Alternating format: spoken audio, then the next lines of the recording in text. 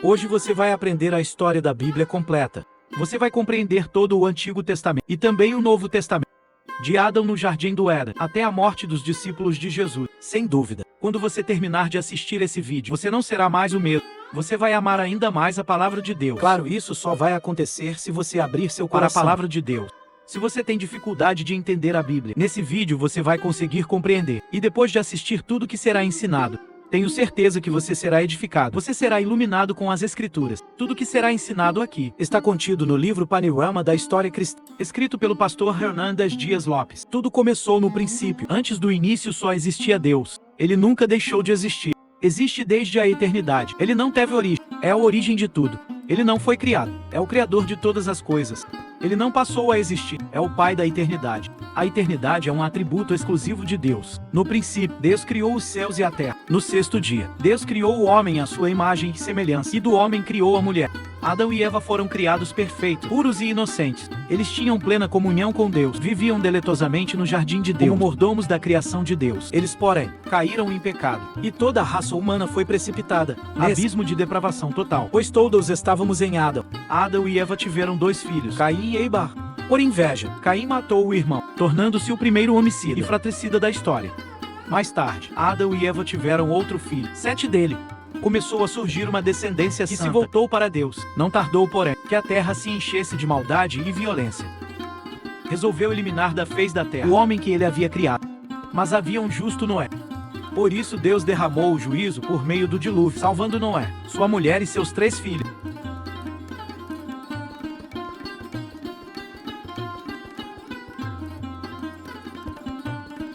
Dando início aos diversos povos, Sem torna-se o pai das nações semitas. Se o progenitor das nações africanas e asiáticas, e Jafé o tronco das nações europeias. Mais tarde, que seria um instrumento para trazer ao mundo o Messias prometido. Este deixa sua terra e sua parentela, e torna-se um peregrino da fé, levantando altares a Deus por onde passava. Seguiu com Abraão seu sobrinho Ló, os amonitas e os moabitas.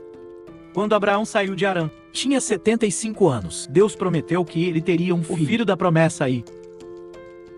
E nele seriam benditas todas as famílias da terra. Sua mulher, deixando de crer na promessa divina, entregou sua serva Agar para coabitar com Abraão. Nasceu assim Ismael, que veio a ser pai de numerosa nação, inimigo histórico do povo de Israel.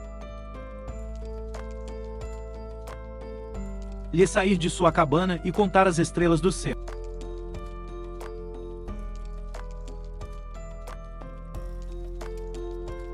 Por um período de 430 anos, Deus muda o nome de Abraão, grande pai, para Abraão, pai de numerosa nação. Quando o filho da promessa ainda não havia nascido, estava Abraão com 100 anos e sua mulher Sara com 90 anos. Isaac casou-se com Rebeca, que era estéril. Depois de 20 anos de casados, Rebeca foi curada, e nasceram-lhes 2 filhos gêmeos, Isaque e Jacó.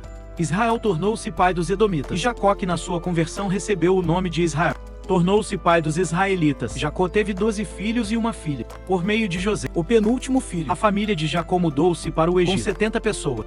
Lá habitaram a terra de Gósen, região fértil. Essas 70 pessoas se multiplicaram de forma espantosa. Depois de 400 anos no Egito, saem de lá sob a liderança de Moisés, com 600 mil homens, fora mulheres e crianças, ou seja, cerca de 2 milhões de pessoas. A peregrinação pelo deserto rumo à terra prometida, que deveria ser feita em 3 meses, leva 40 anos por causa da incredulidade do povo. Dos 12 espias, que foram conhecer a terra prometida, 10 voltam com um relatório pessimista, e insultam e amutinam o povo contra Deus e Moisés. Diante dos gigantes daquelas terras, sentiram-se gafanhotos e apequenados, duvidando do poder de Deus. Então Deus os castigou severamente, condenando todo aquele povo a perecer no deserto, permitindo que apenas Josué e Caleb, os espias crentes, entrassem na terra prometida. O povo de Israel andou em círculos no deserto durante 40 anos, um ano para cada dia em que espiou a terra. O deserto torna-se o maior cemitério do mundo, onde perece toda aquela geração que saiu do Egito, exceto os 2 homens que ousaram confiar em Deus, a despeito dos gigantes. Após os 40 anos de peregrinação, temos 7 anos de conquista da terra, sob a liderança de Josué, mas ainda muita terra restou para ser conquistada. Josué, servo de Moisés, introduziu o povo na terra prometida por um chamado de Deus e por uma capacitação extraordinária. Após a morte de Josué, inicia-se uma longa fase de 330 anos de governo teocrático, chamada de período dos juízes, espiritual e de altos e baixos na vida de Israel. No tempo dos juízes, o povo fazia o que dava no coração, por causa da dureza do coração do povo de Israel. Este foi oprimido por muitos inimigos. Nesse tempo, Deus levantou líderes de grande envergadura, como Gideão, Jefter, Sansão e Samuel. Veio uma nova fase, a monarquia. O povo de Israel, olhando para as nações vizinhas, pediu um rei. O povo não queria mais que Deus governasse sobre ele. Samuel, o último juiz, unge então Saul como rei sobre Israel. Saul governa por 40 anos. Começa bem e termina mal. Abre as cortinas do seu governo com humildade. Mas depois rende-se à soberba, à crueldade e, finalmente, à rebeldia e à apostasia. Depois dele, Davi reina em seu lugar também por 40 anos, transferindo a capital de Israel de Hebron para Jerusalém. Seu governo é bem sucedido. Davi fortaleceu seu reino e tomou o mais destacado rei de Israel. Ajuntou fortunas, conquistou terras, venceu exércitos, andou com Deus. Foi um homem segundo o coração de Deus. Mesmo pecando gravemente contra Deus, contra sua família e contra o seu povo, arrependeu-se e foi perdoado por Deus. De sua linhagem veio o Messias. Após sua morte, Salomão, seu filho, reina em seu lugar por 40 anos. Pediu a Deus sabedoria, e Deus lhe deu sabedoria e riquezas. Tornou-se um homem notório em seu tempo. Edificou o templo de Jerusalém e desfrutou de paz em seu governo. Porém, por causa de suas muitas mulheres, tem o coração corrompido. Só na velhice, Salomão se volta para Deus e se arrepende de seu pecado. Assim tivemos 120 anos de Reino Unido. Saul caiu nas malhas da feitiçaria, Davi no laço do adultério e Salomão nas garras da idolatria. Deus atendeu ao desejo do coração do povo, dando-lhe reis. Mas o povo teve de sofrer as consequências dessa insensata escolha. Após a morte de Salomão, o reino foi dividido porque seu filho Robão recusou-se a levar em conta o clamor do povo para aliviar os impostos abusivos. A pompa, o fausto e o luxo do governo salomônico eram sustentados pelos braços dos trabalhadores, eles estrangulados por impostos escochantes. Aproveitaram a transição de governo para reivindicar as mudanças. Como não lograram êxito, não puderam caminhar com o novo rei. Assim 10 das 12 tribos conspiraram contra Roboão e seguiram um novo líder, Jeroboão I, formando o Reino do Norte, cuja capital veio a ser Samaria. O Reino do Norte durou 209 anos. Esse reino teve 19 reis, oriundos de 8 diferentes dinastias. Nenhum desses reis foi piedoso. Todos se desviaram de Deus e seguiram os caminhos de Jeroboão. Primeiro, este rei resolveu usar a religião por interesses políticos, temendo que seus súditos buscassem Jerusalém para adorar no templo e fossem assim atraídos politicamente pelos reis de Judá. Jeroboão I resolveu construir templos no Reino do Norte, em Bet-Gilgal e Berseba neles. Colocou um bezerro de ouro e induziu o povo a adorá-lo como se fosse o próprio Deus. Todos os 19 reis do Reino do Norte andaram por esse caminho. Todos foram ímpios e perversos. Nenhum buscou a Deus. O Senhor levantou, nesse tempo, alguns profetas para denunciar o pecado dos reis da nação e dos profetas da conveniência, assim como dos sacerdotes subornados por dinheiro. Deus levantou nesse tempo os profetas Enas, Oséias e Miqueias. Eles corajosamente confrontaram os desvios da nação, desde o palácio a choupanas, desde os templos rivais ao comércio, desde as ruas aos campos. Eles denunciaram a corrupção política e ergueram a voz contra a religião prostituída. Lançaram o libelo acusatório de Deus contra os poderes executivo, legislativo e judiciário que se haviam corrompido. Denunciaram a injustiça social e a opressão econômica. Convocaram o povo ao arrependimento, mas suas mensagens caíram em ouvidos surdos. No reinado de Acabe, por intermédio de sua mulher Jezabel, foi disseminada em Israel a perniciosa crença em Baal. Nesse tempo, Deus levantou o profeta Elias para desmascarar essa divindade pagã e deitar por terra a credibilidade do ídolo abominável. Ainda nesse reino, Deus chamou Eliseu para substituir Elias e realizar um ministério prodigioso. Mas como Israel não quis ouvir a voz de Deus, o Senhor usou a linguagem da vara e trouxe a Síria contra a nação de Israel. A Síria foi a vara da ira de Deus contra Israel. Era um império expansionista, guerreiro e sanguinário. Sempre que dominava um povo, praticava barbáries e atrocidades contra os dominados. Normalmente, ao entrar numa cidade ou vila, deixava os corpos mutilados, empilhando cabeças à porta das cidades conquistadas, expondo as pessoas à mais amarga ignomia. Após levar o povo do norte para o cativeiro, o rei Sargão II enviou à terra de Israel um misto de outros povos, formando ali uma grande mistura de raças. Ele sabia que a miscigenação racial enfraqueceria o potencial de resistência de um povo. Assim, com aquela mistura racial, formou-se em Israel um povo híbrido chamado samaritano, que veio a constituir-se num inimigo dual do povo de Judá. O Reino do Sul, composto pelas tribos de Benjamim e Judá, teve 20 reis, sendo que vários foram piedosos, como Josafá e Ezequias. Jotão, Osias, Joás e Josias. Sempre que um rei piedoso subia ao trono, a nação prosperava e crescia econômica, moral, social e espiritualmente. No Reino do Sul, para cumprir a profecia de que o Messias viria da casa de Davi, governou apenas uma única dinastia para falar ao povo de Judá. Deus levantou vários profetas, como Isaías, Miqueias, Joel, Sofonias e Jeremias.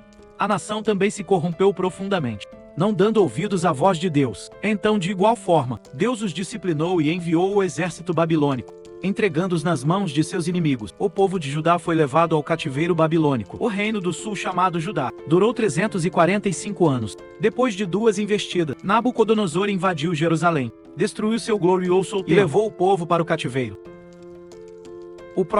O povo ficou no cativeiro durante 70 anos, conforme profecia dada por Deus ao profeta Jeremias. No período do cativeiro, Deus levantou os profetas Jeremias, Ezequiel e Daniel. Nesse período, o povo foi purificado da idolatria e surgiram as sinagogas. Após o tempo determinado por Deus, o povo de Judá voltou à sua terra. Nesse tempo, ou seja, a Babilônia já havia caído nas mãos do Império Medo-Persa. Ciro, anunciado por Deus 200 anos antes de nascer, liberta o povo judeu e abre as portas para o seu retorno à terra de Canaã. O povo volta em 3 turnos, sob a liderança de Zorobabel para a reconstrução do templo, sob a liderança de Extras para o ensino da lei e sob a liderança de Neemias para a reconstrução dos muros e a reestruturação política e espiritual do povo. Logo que chegou do cativeiro e deu início à reconstrução do templo, o povo judeu começou a enfrentar problemas. Primeiro, os samaritanos astuciosamente quiseram unir-se a eles na obra, a fim de desestabilizá-lo. Como a proposta da parceria foi rejeitada, os samaritanos, numa segunda etapa, começaram a ameaçá-los. A seguir, os samaritanos escreveram ao rei Artaxerxes, acusando os judeus de conspiração contra o reino Medo-Persa. Em vez dessa nefasta perseguição, a obra do templo foi paralisada por uns 20 anos. Nesse período, o povo relaxou no seu zelo pela casa de Deus e começou a voltar-se para seus próprios negócios, construindo e embelezando suas próprias casas, em detrimento da casa de Deus que estava em ruínas. Nessa época, Deus levantou os profetas Adiel e Zacarias para chamar o povo ao arrependimento. A mensagem desses profetas surtiu efeito rápido e profundo. O povo se arrependeu e voltou com entusiasmo para concluir a reconstrução do templo. Houve então grande despertamento espiritual, um conserto nas famílias e no sacerdócio, e uma volta de todo o coração para Deus. Cerca de 100 anos se passaram, e uma nova geração se levantou. Agora o povo continuava indo ao templo, fazendo seus sacrifícios, mas não honrava mais a Deus. Eles ofereciam a Deus em holocausto animais cegos, doentes e aleijados. Desprezavam a mesa do Senhor, considerando-a imunda. Os sacerdotes se corromperam e deixaram de ensinar a palavra de Deus ao povo. A família foi profundamente afetada. Os casamentos começaram a desmoronar, terminando em divórcio. O povo não acreditava mais que Deus fosse capaz de julgá-lo. Por isso relaxou na devolução dos dízimos. Embora continuasse a frequentar o templo, estava longe de Deus. Nesse tempo, Deus levantou Malaquias para chamar o povo ao arrependimento. Assim encerrou-se o Antigo Testamento. 400 anos antes de Cristo, depois do profeta Malaquias, temos um longo período de 400 anos, chamado período interbíblico, ou período do silêncio profético. Nesse tempo foram escritos os livros histórico-religiosos canônicos, os livros apócrifos. Também foi traduzido o Antigo Testamento, do hebraico para o grego. O Império Medo-Persa caiu nas mãos do Império Grego. Alexandre o Grande, depois de conquistar nações e reinos, morreu precocemente a oeste, 33 anos de idade, chorando por não ter mais terras para conquistar. Ele expandiu poderosamente seu império, disseminando a cultura helênica e a língua grega, tão útil mais tarde, para a divulgação rápida e sem fronteiras do Evangelho.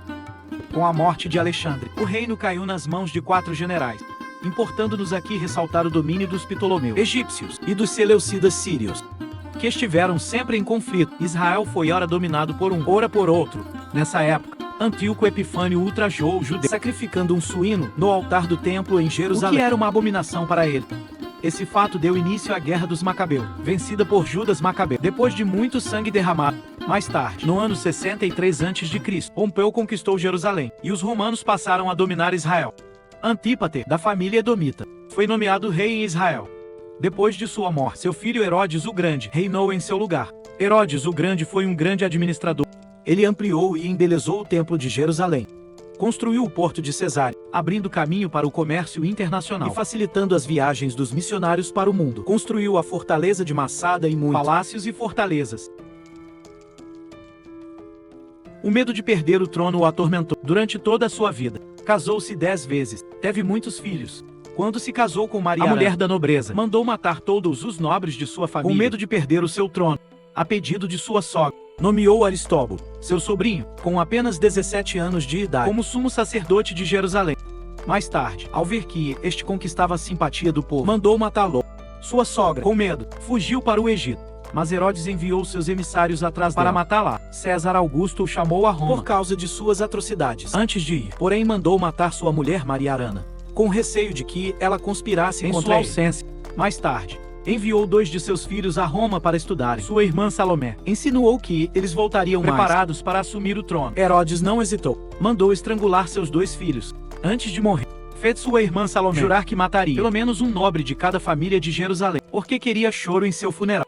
Esse foi o homem que ficou alarmado quando soube pelos magos que um menino havia nascido em Belém da Judéia para ser rei de Israel.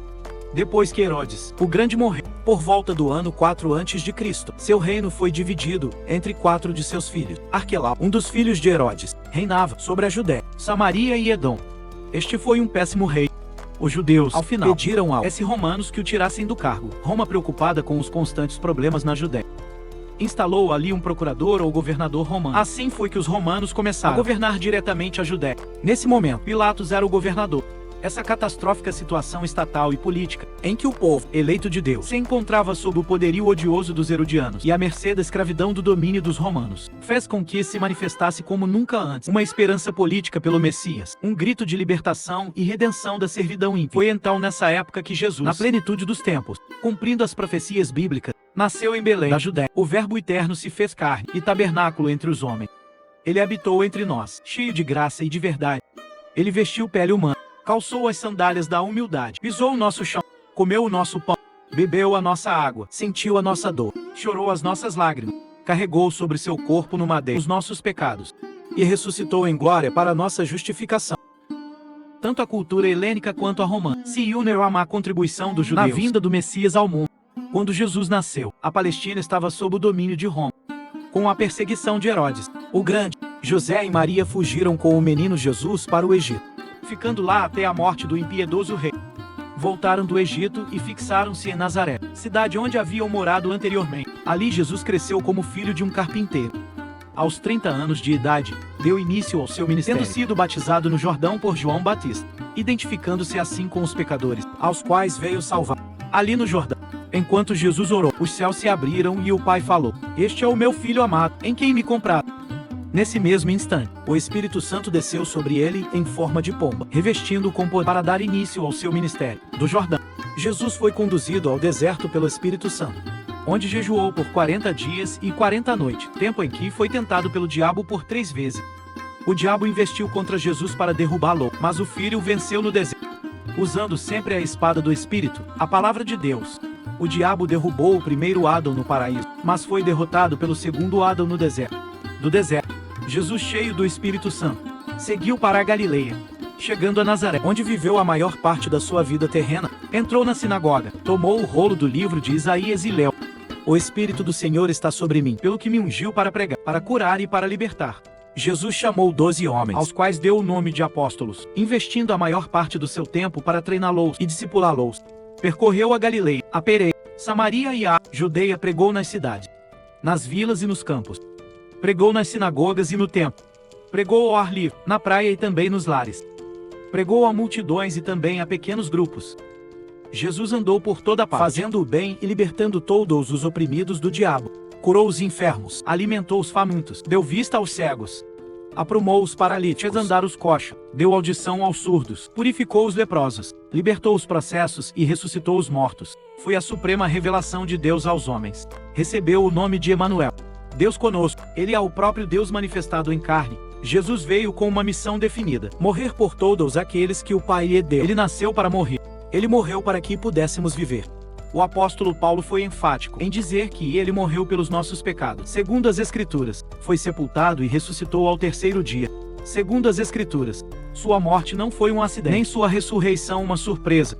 O diabo usou diversos artifícios para removê-lo da cruz, mas Jesus marchou para ela como um rei caminho para a coroação. Na cruz, Jesus esmagou a cabeça da serpente e triunfou sobre os principados e potestades, expondo-os ao desprezo.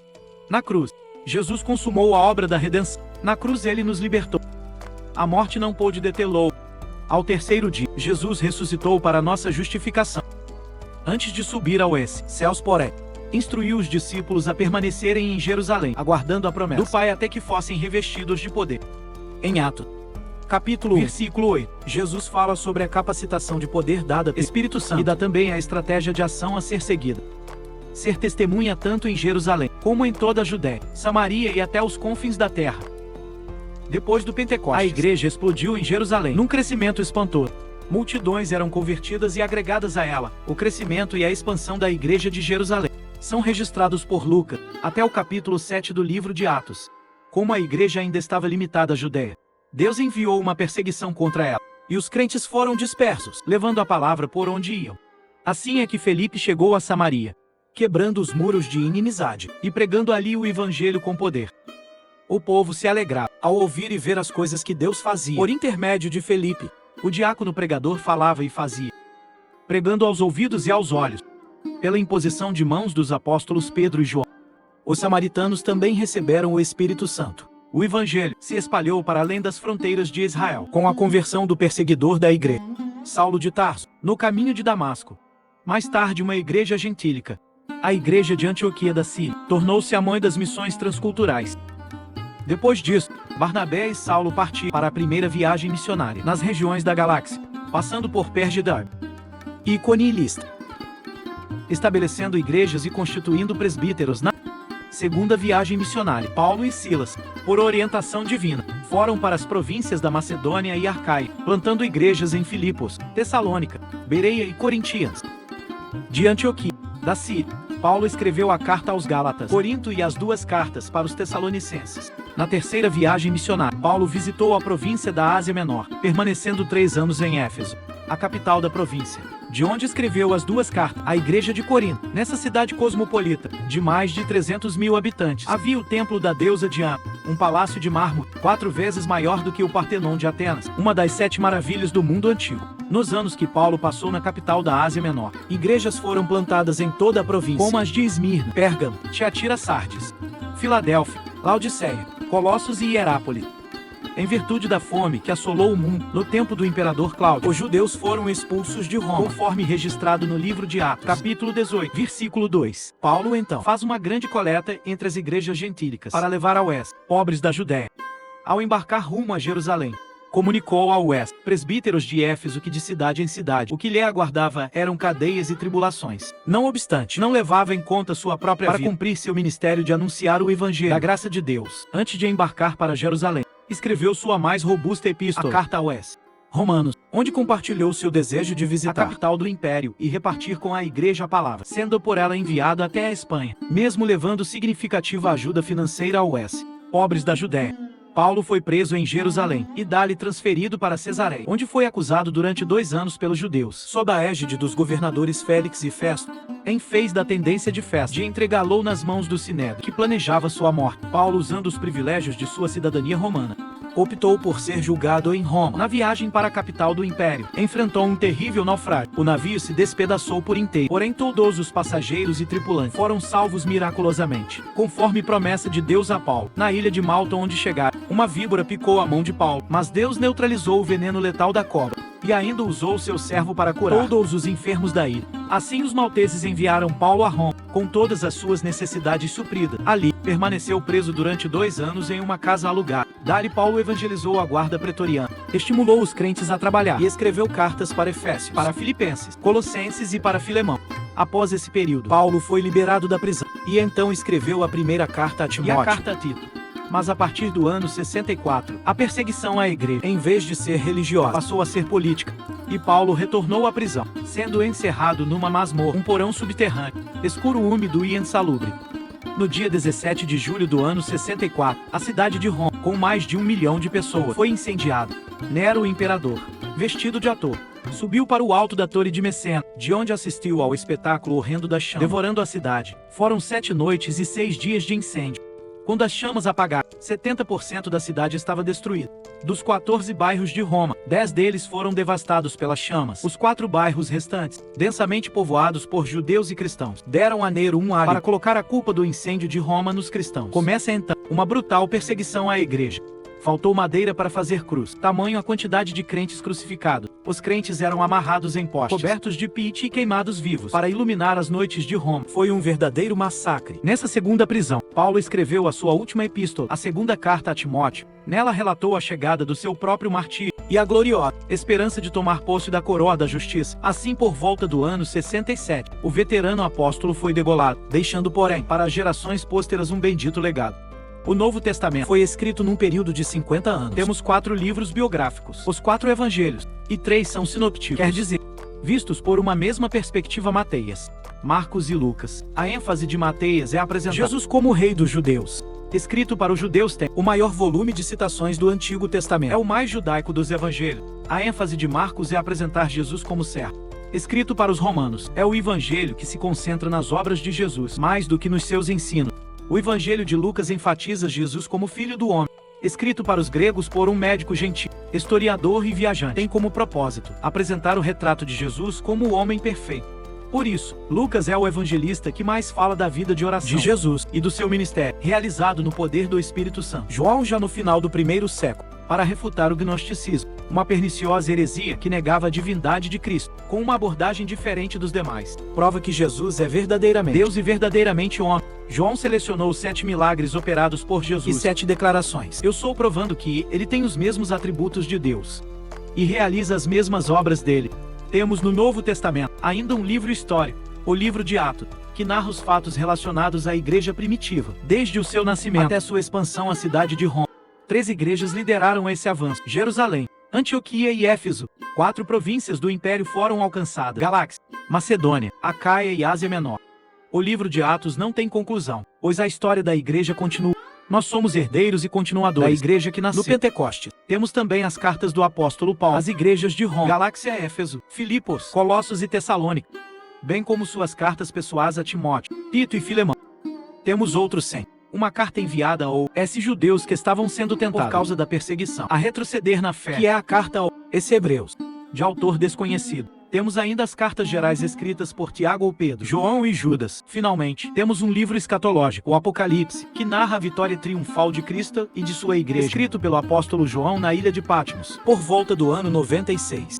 Espero que você tenha aprendido sobre essa história. Deus abençoe sua vida. Se você ainda não aceitou Jesus como seu Salvador, ainda dá tempo. Arrependa-se, ele pode mudar seu futuro, sua história. Ele pode tirar de você toda a tristeza, toda a solidão e te proporcionar o que você precisa.